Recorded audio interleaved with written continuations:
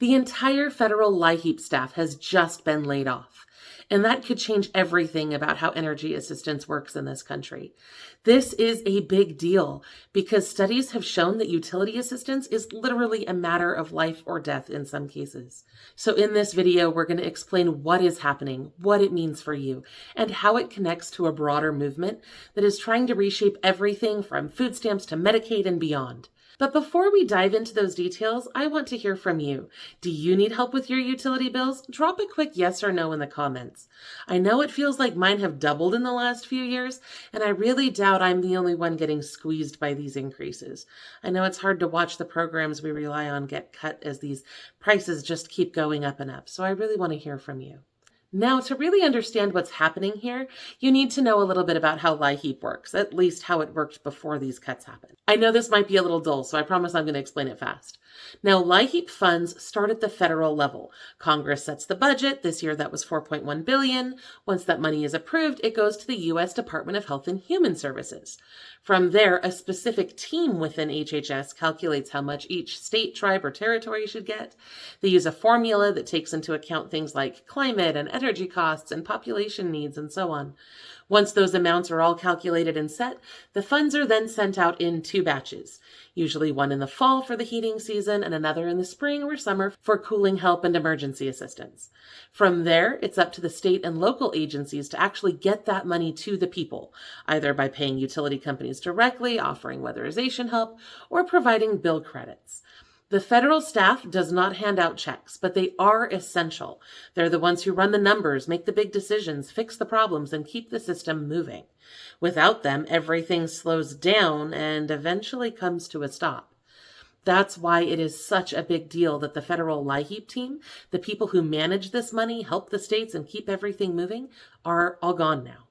Every single one of them lost their jobs. Now, just to give you a sense of the scale here, this isn't like it was a giant office with hundreds or thousands of extra workers. Reports say that there were only about 25 people handling the federal side of LIHEAP in total. That's it. And those 25 people were responsible for overseeing a program that serves more than 6 million households every year. I'm no expert, but that already sounds pretty efficient to me.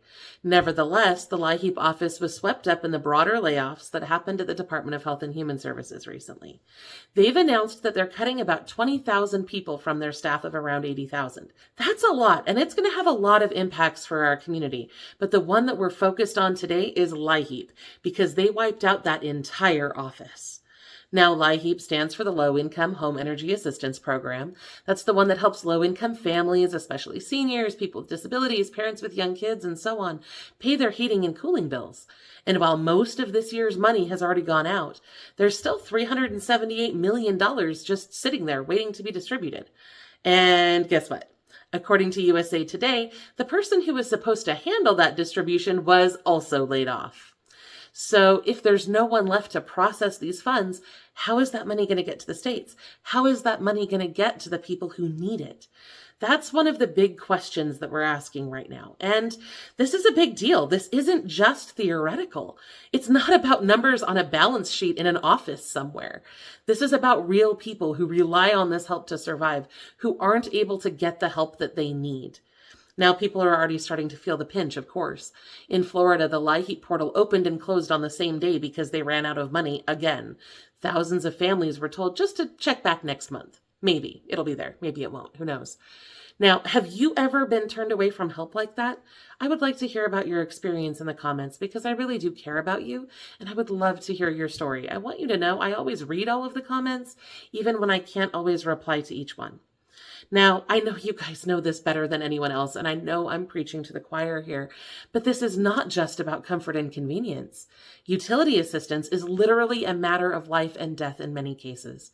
Brookings says that 12% of households under the poverty line don't even have air conditioning, and only 17 states offer any kind of shutoff protection during extreme heat. That means that people could be facing power shutoffs during dangerous heat waves with no help coming to fix it. Mark Wolf from the National Energy Assistance Directors Association didn't hold back. He told the New York Times, quote, "They fired everybody. There's nobody left to do anything." end quote.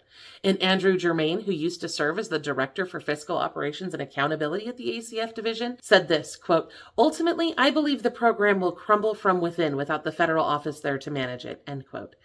And just to be clear about the stakes here, this isn't about being uncomfortable on a hot day.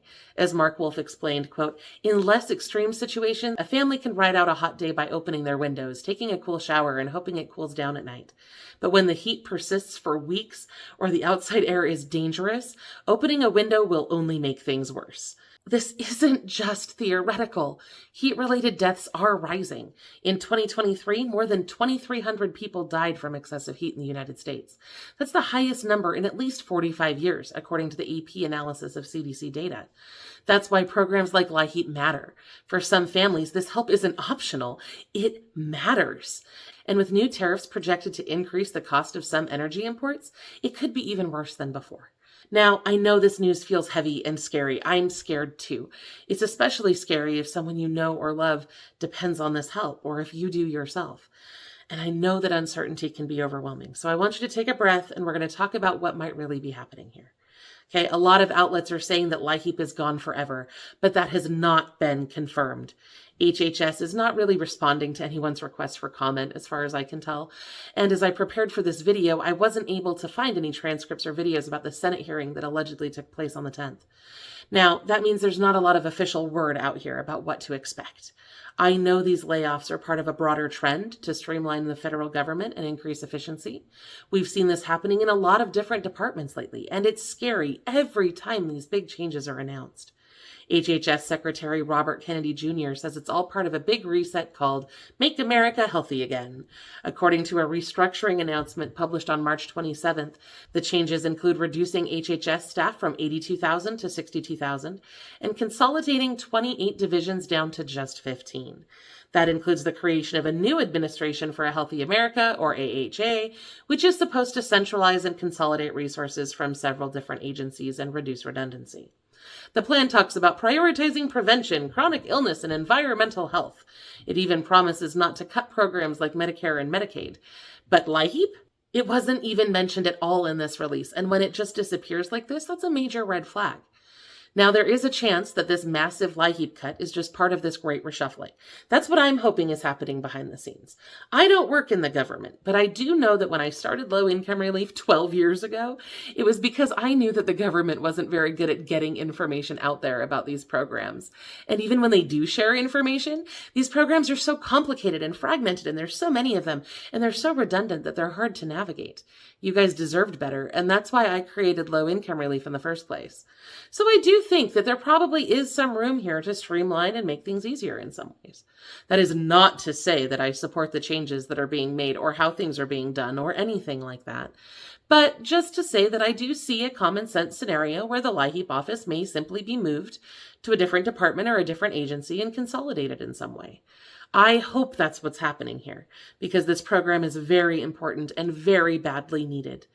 So just to recap, my gut feeling, and again, I'm not in any of these meetings, I don't have any insider knowledge, so I can't say for sure, is that this might just be a reshuffling.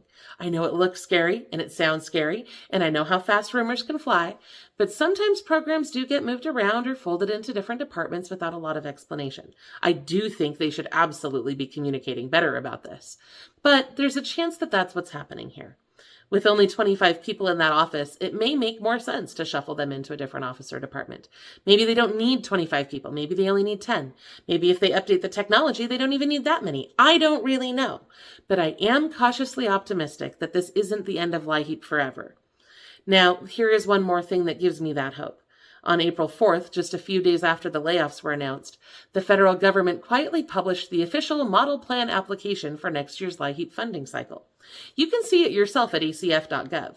That document confirms that states, tribes, and other grant recipients are still being asked to prepare and submit their LIHEAP plans for fiscal year 2026.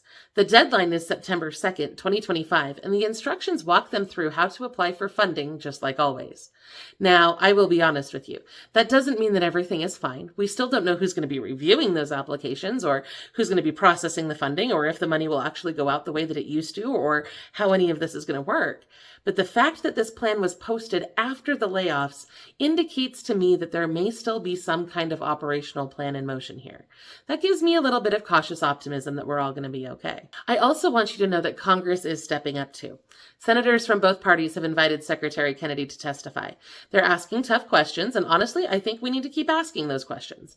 There was supposed to be a big help hearing this week, but I couldn't find any transcripts or video recordings of that as I prepared this video.